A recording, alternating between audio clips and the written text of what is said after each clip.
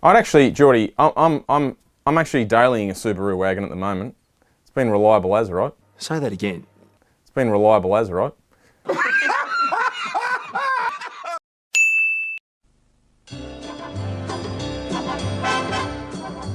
Jordo, there's been a lot of complaining that we're doing too many, we're talking about electric vehicles too much in Bench Talk, so today we're just going to talk about electric vehicles. They're going to love this episode because it's just dedicated to full charge. We don't have a problem with electric vehicles. Fullcharge.com.au, get on it. Going to get some new t-shirts, Jordo. Bloody oath. But I thought I'd open up with a non-EV story to stop the fans foaming at the mouth. GM has released a new Corvette Z06 with a flat plane crank, overhead cam engine, because all the people who just rip on push rods, they've just got this issue that a car is a push rod engine and it has to have overhead cam. Well, GM have delivered new 5.5 litre flat plane crank V8. This thing sounds incredible. It sounds more like it sounds obviously like a European V8, a small engine. Now, there's been a few spy shots of right-hand drives testing in Australia, but I'm assuming we're just getting the pleb spec version. We ain't getting no flat plane crank here, are we? Oh, we'll probably get some version with like an original LS1 or something in it. Oil burner LS1. It's downsized from 6.2 to 5.5 litres. 500 kilowatts it makes. Yeah, this engine is another version of the LT6 that already exists in their lineup. It's got a real fancy exhaust on it.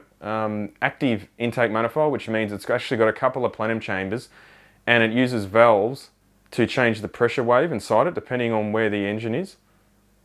As in combustion cycle. It's very cool stuff. It's not, and before people jump on us, it's not new technology. I'm just stating a few facts on what the engine has. Been done before, nothing new, been done. Didn't invent it, been done. That's been around since the 1800s. Do you really reckon we're going to get this Z06 in Australia? Maybe, actually this car too, oh, no. I don't think this car's even meant to come out until 2023. Yeah, I mean the base model vet, isn't it, it's like 190 grand, isn't it? Here, yeah. I think in the States it's 85 Aussie. or something. But considering all the EV stuff that comes out now, like as in like the change to EV and hybrids and all this, it's cool to see a manufacturer still cranking out killer engines like this. The next 5 years, you're going to see, it's obviously it's the pinnacle of the ICE engines. You're going to see some banger engines come out in the next few years, and then that'll be it. They'll go out with a bang because they'll be like, well, they'll look at the restrictions in emissions and they'll get to the point where they're like, this is garbage. We can't keep making these. We're too restricted. They'll make some awesome models. Back to the real news, the EV news that our fans love. It's not going to tow your trailer. It's not going to tow your boat. There was some butthurt by the Tesla fanboys, I should say. It's because someone in Germany decided to showcase some green hydrogen and basically converted the car to a hydrogen-powered car.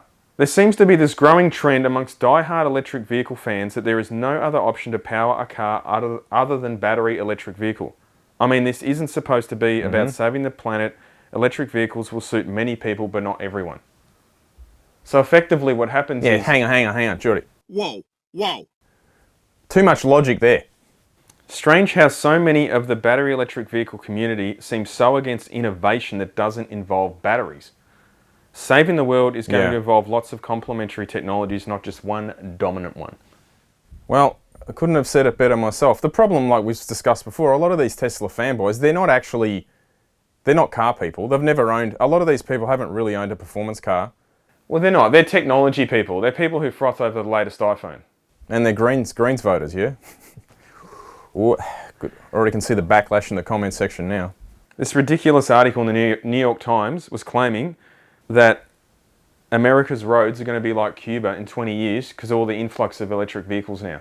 Now, if you're not familiar with Cuba, they're quite backwards with their cars, and they're still, to this day, driving around in effectively 1950s and 60s cars. It looks like if you went back in time. It's just very odd over there. But some of the rhetoric... Jordy, isn't that called communism? If you're familiar with the Moose test, when they test cars, this is where they have to... It's called a Moose test because it's meant to...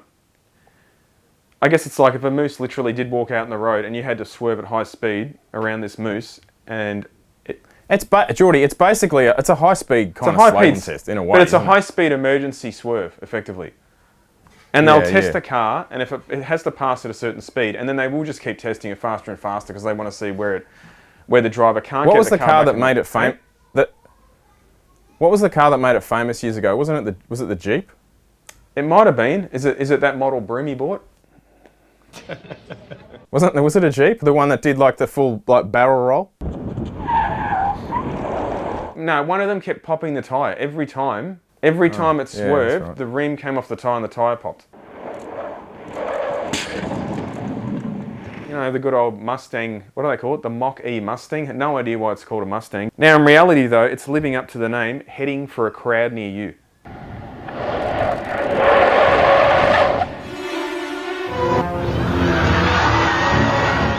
A few bench talks ago, we mentioned the Rimac. Over these pronunciations. The Rimac.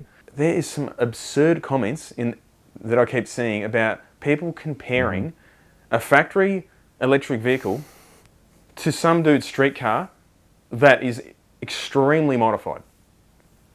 Like, they're always comparing these off the showroom floor with a warranty car against some person who's dropped a lot of money and engineering into a car that might be quicker down the quarter mile. It's completely irrelevant.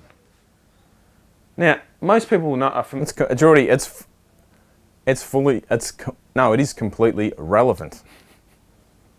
That's why you'd buy a Rimac, because just to go to the Princess Highway at 2 a.m. and I mean, people are comparing some, cars that have run numbers, say in Australia here, like well-known street cars, and just saying, oh, yeah, that'll whip the Rimac.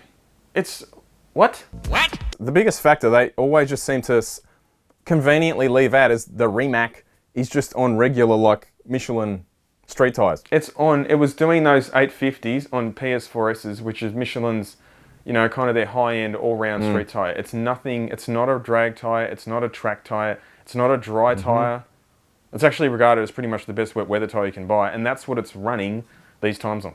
I don't understand why you can't just appreciate both things and say, that's cool, that's cool. They're both very different. Now, yet again, another world record was run in America. Where else? Because it's the only country that exists on Earth. Someone gutted a Tesla. I don't know what else they did to it. Is that the Ace Ventura? That's got to be some kind of a record.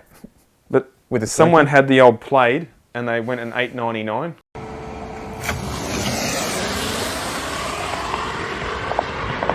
Actually, that's not an 8-second pass anyone. $8.99. What was I thinking? That's not what an was eight. I thinking? That's a 9-second car. No. $8.99 doesn't count. You got to round that, Joe. You got to round that SHIT. You got to round that up. So in actual fact, that $8.99, I'll call it now. That's more like a $9.20. Doesn't count. Who said that's an 8-second car? But anyway, it only took 29 turbines, 2 hydroelectric dams, 1 nuclear power plant, and a few slave labourers to achieve it. Wait for it, an 890 pass. We are doomed. What the hell does that mean? We are doomed. That's actually a pretty funny comment. Doesn't the Roadster run 8 stock years ago? So no, you are not the first. Little news flash, mate. The Roadster does not exist. It's not even a production car. It's never made it to production. It was basically a theoretical car, a pre-production car that Musk put on display and got everyone frothing over. And it's obvious that powertrain is probably in that Tesla Plaid now, which is a bigger car. It's probably in the... It's pretty clear the Plaid's powertrain will go into a Roadster type car, and the Roadster car it'll be lighter. It'll be a lighter car with obviously better handling, better brakes, but it will be the same powertrain and it'll be quicker. I don't get it why, even all these electric cars come out in the next few years, the people seem to think that they're going to go to the drags and they're never going to see an E85 powered car again. Like it's just all going to... Yeah, I know. I mean, that's like saying... This stuff will still be here in our lifetime. And everything's EFI turbo now. Of course you're going to get someone in an old carbureted thing from the 50s that's basically hasn't been changed. They're still racing them. 50s? There's plenty of carbies at the drags. It's commonplace. No, but I mean using tech. Like you go there and the actual hardware on the car is unchanged. You mean like a pushrod V8 engine? Like an LS. Did you see this perfect ute, Luke? Perfect for the Aussie Outback. Top speed 105 k's, range 97 kilometres. Range. Yeah, that's all right. That should sell well.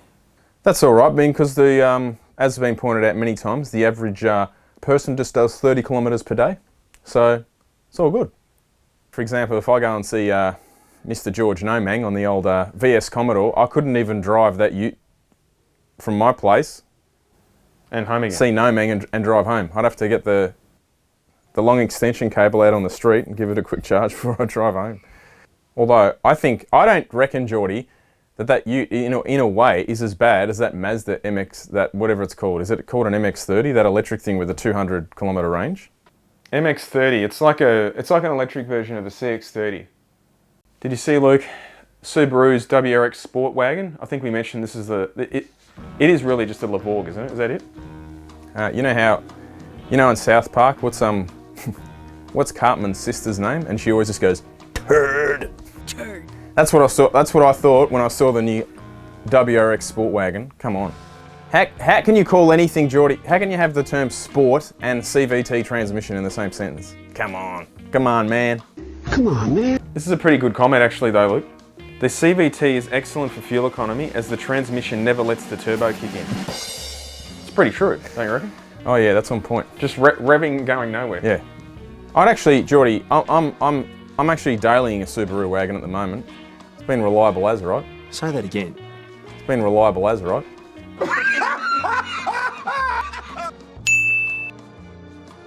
And I would consider buying a new Subaru wagon, but there's no way on earth I would buy one with that transmission in it. Not a chance. Now look, the EV news does not end there. In America, very well-known magazine, HotRod.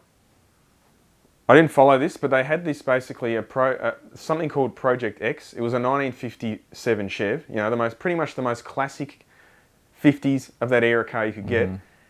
And I don't know what they were doing to the car, but it led up to the point where they were doing the big reveal. And at the end, they were going to show what power plant was in it. And it was obviously set up to be ready for SEMA, creates a lot of hype. Anyway, they revealed the car and they'd stuck an electric motor in it. There was outrage. People were just foaming at the mouth. Not only that, but you think, oh yeah, they stuck Geordie, was it as bad as the Trump inauguration? It's not like you think, oh, they stuck some killer, Tesla powertrain and stuck it in there and this thing's a bullet. Apparently it was just some average run-of-the-mill 300 horsepower. I think people were expecting to see like GM's latest 1,000 horsepower 632 big block in there or something, the crate engine. But no, they've got a 300 horsepower. They're gonna hate it. I know they are, but how do we soften that blow? We don't. Way to ruin such an iconic car. Hot Rod, great job. You pissed off 99.8% of the reader base. I bet you guys don't even care because of some panty-wearing suits from GM said it would be cool. I sure hope all them guys start buying the magazine because the guys working at night in their own garages are done with you. Done. Done. To take an iconic Hot Rod and make it a Prius is disgusting. Sadly, Hot Rod was one of the last print magazines on the newsstand. I predict this will be its demise. They could just build another big block powered Chevy. That'd be pretty original. Hasn't been done before. Hasn't been done. EVs have been around since the early 1900s. I'm not surprised that... I'll start that again. EVs... I can't even read this. EVs have been around since the early 1900s. What is new is the agenda that is being pushed about them. I mean, really? He's comparing current battery and motor technology to something from 100 years ago? Come on, man. Come on. Come on. Some guy got an electric car to go 10 k's an hour. That's I don't even know why they're bothering now. I've seen that before. Like, yeah, one dude got a couple of lead acid batteries, daisy chained them, and then got the car to drive, and then all of a sudden, electric cars, yeah, they've been around forever. It's like, yeah, because the majority of cars, in the 1920s were electric. It did exist, but I don't think it was relative to the time back then. Would have been. Yes, I know. Everything has always existed since forever, if you want to look for it. A few people have got another name for Project X.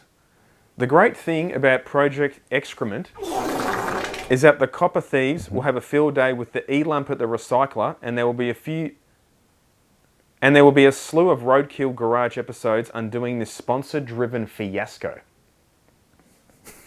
Fiasco. Telling you now, this is just a small sampling of the feedback on this Project Excrement. Oh, sorry, I mean Project X 57 Chev. It didn't go down well with fans. The price of petrol. I don't, you know, like, I don't actually think, a lot of people complain about petrol. I don't actually think it's that expensive relative to every other expense in your life. Unless you're driving to Swan Hill twice a day, Jordo, then it could get expensive, doing the daily long-haul trips if you're a salesman. Yeah, but even Broomy pointed out, he paid, I think, $2.10 for 98 unleaded. And for you Americans, that's your 93 unleaded. Yeah, they always bring up the much. price of petrol in the news, but they only mention 91 now. Who's filling up on 91? That's just the nuggets of society. Jordo, the pensioners are filling up on 91. Anyway, yeah, what did he say? It was $2.10, and then 2 days later, same service station, it's $1.60. 60? $1.60. It dropped 50 cents. 50 cents. Jeez. That's just the what is it? What is that, just the monthly price cycle? Yeah, rightio. The amount of money though that people waste on a lot of stuff in their life, the petrol's not, unless you were doing, yeah, a lot of driving. I don't really see it being that much of an issue. Yeah, the way they sometimes go on about it, I think if you the price rise is probably equal to the person going into the servo and coming out with their Monster Energy drink. I mean, maybe just don't bother drink. It's a bit like they're going on about it like it's cost $100. Yeah, but Jordo, when you got two, two, what are they, 600ml cans for $7, how can you go wrong? Because like one of them is like $5.80, so you multiply two.